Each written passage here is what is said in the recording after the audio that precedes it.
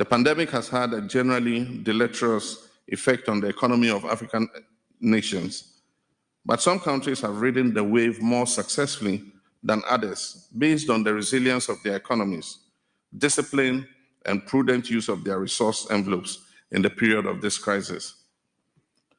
In my country, Ghana, our economy has emerged in extremely poor shape from the COVID experience.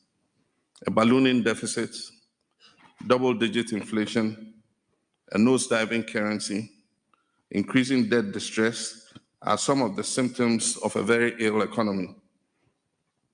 Ghana's case was easy to predict with the cavalier handling of the economy by the current administration, unbridled borrowing from the capital markets, creative misstatements of budget deficits and other critical fiscal figures were certain to come to a head eventually. Ghana went into the pandemic without adequate buffers and has emerged with a terribly battered economy.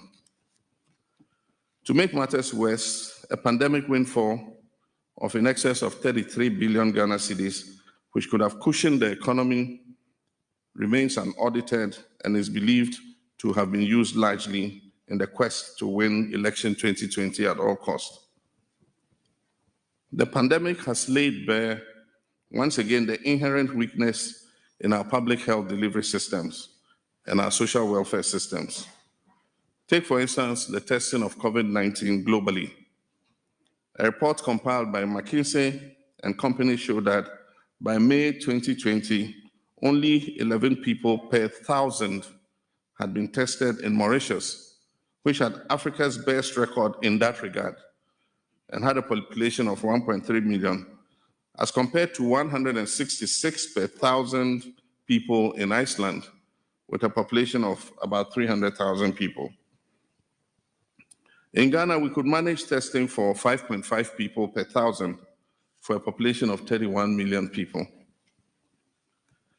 Africa is still worse off in COVID-19 vaccine rollout. Out of 8 billion doses of vaccines distributed globally by the end of 2021, 3% had been administered on the continent, with only 8% of the over 1.2 billion living in Africa fully vaccinated. This compares with about 60% of vaccinations in high-income countries.